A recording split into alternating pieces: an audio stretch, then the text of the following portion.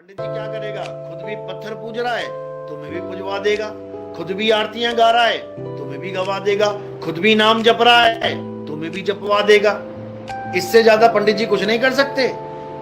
अब कुछ पंडितों ने क्या कर दिया, संतों का भेष बना लिए हैं। वो पंडित वाले ही काम सारे, लेकिन संत बन के बैठ गए हैं, महात्मा जी बन के बैठ गए हैं।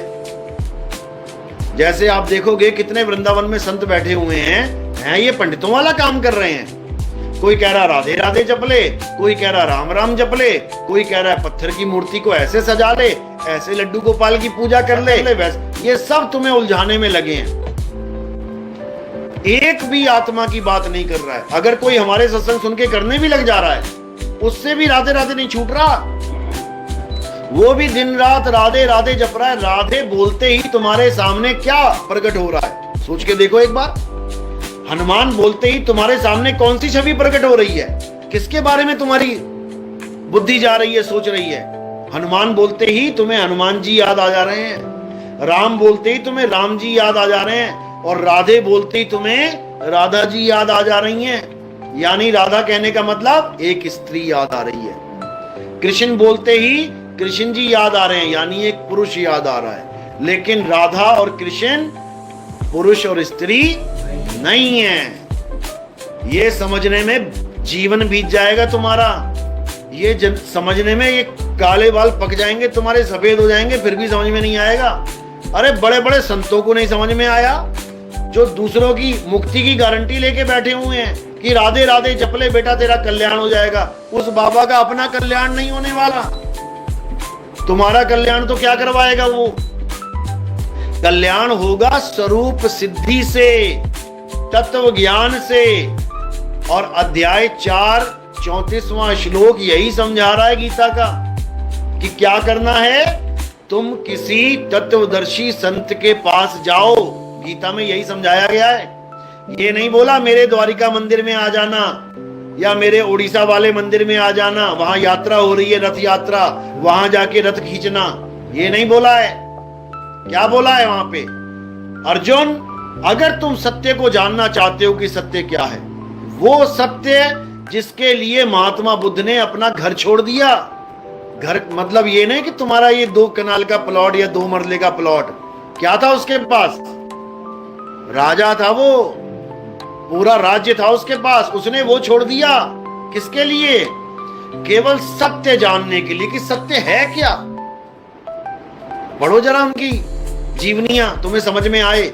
सत्य जानने के लिए अपनी बीवी को सोता छोड़ के चले गए, अपने बच्चे को सोता छोड़ के चले गए, और तुम्हें घर में सत्य मिल रहा है आके, तुम तब भी निर्णय नहीं कर पा रहे हो कि मैं क्या करूं क्या ना करूं।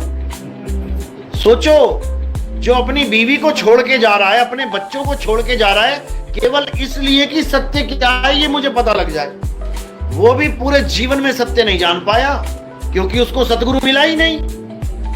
उसको जितने गुरु मिले सब अज्ञानी, और वो गुरु बनाते गए छोड़ते गए, बनाते गए छोड़ते गए,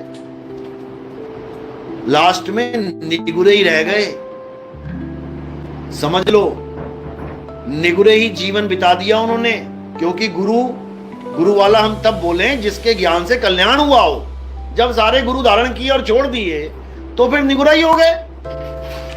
या तो कह दो, बता दो कि कौन उनका आखिरी गुरु है जिसने उनको ज्ञान दिया, या तो उसका नाम बता दो। अब नाम नहीं है इसका मतलब कोई गुरु नहीं है भाई, फिर तो निगुरा हो गए। तो उनको भी सत्य की प्राप्ति नहीं हुई, क्योंकि बिना गुरु के सत्य प्राप्त नहीं होता। भले वो 9वें अवतार हैं, किसके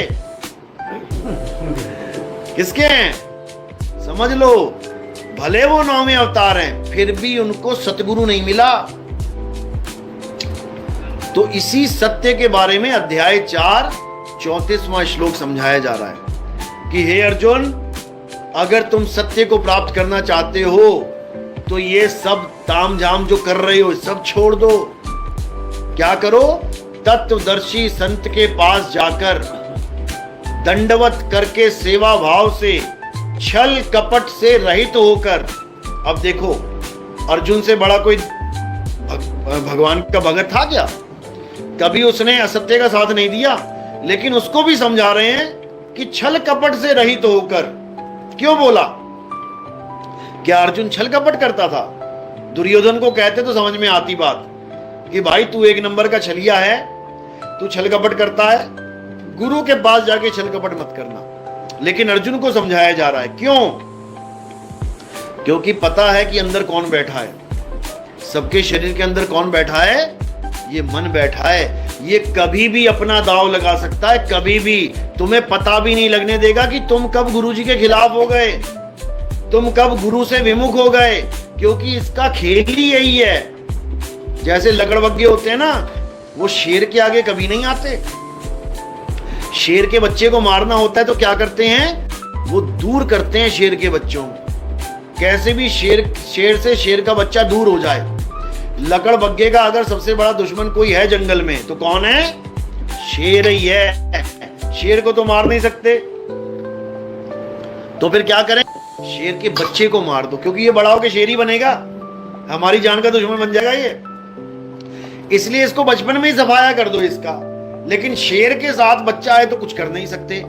अब दाव क्या लगाएंगे कि कैसे ये बच्चा अपने पापा से, अपने पिता से दूर हो जाए।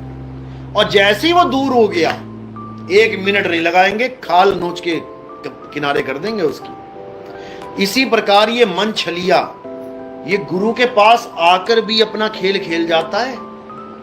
इतना शातिर है ये। इसलिए क्या बोला कृष्ण जी ने कि छल कपट से रहित होकर, यानी हर चीज दिमाग से निकाल दे, केवल एक चीज दिमाग में रख कि तुम गुरु जी के पास क्यों आए हो? केवल मुक्ति प्राप्त करने। इसके अलावा तुम्हारे दिमाग में अगर कुछ और है, इसका मतलब दांव लग सकता है। अगर तुम धन प्राप्ति करने के लिए आए हो, अगर तुम सोच रहे हो ये गुरुजी से नाम ले लूं तो मेरी दुकान बढ़िया चल पड़ेगी, ये गुरुजी से नाम ले लूं मेरी किडनी शायद ठीक हो जाए, ये गुरुजी से नाम ले लूं मेरी शायद आंखें ठीक हो जाए, मेरा लीवर ठीक हो जाए, मेरे घर में सुख शांति आ जाए, बच्चे की नौकरी लग जाए, अच्छी घर बार लड़की मिल जाए, अच्छा सब कुछ हो जाए, तो समझ लो कि ये इच्छाएं किसकी हैं? मन की हैं। दाव लग जाएगा, कहीं ना कहीं पक्का दाव लगेगा। याद रखो, केवल एक ही चीज होनी चाहिए, वो है मुक्ति।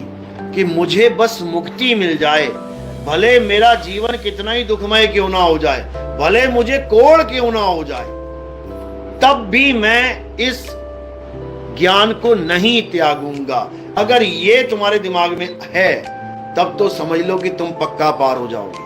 अगर इसके अलावा तुम्हारे दिमाग में कुछ और चीज चल रही है कि गुरुजी के साथ फोटो खिंचवा लूं, 10 लोग देखेंगे, वाह वाह वाह वाह मैं तो वायरल हो गया, गुरुजी के साथ में सेवा में रहूंगा, लोग मुझे देखेंगे बड़ा सेवादार है, अगली गद्दी शायद मुझे ही मिल जाए, ऐसा कुछ ड्रामा अगर दिमाग में चल रहा है तो बेटा मत ही घुसना इस पंथ में। हमारे पंथ को लोग छोड़ के क्यों जाते हैं? क्योंकि मैं बिल्कुल स्पष्टवादी हूं। सब लोग गुरुओं के पास जाते हैं क्यों? कि शायद हमारा नंबर लग जाए, अगली बार में गुरुजी बन जाएं। हमारे पंथ में आने का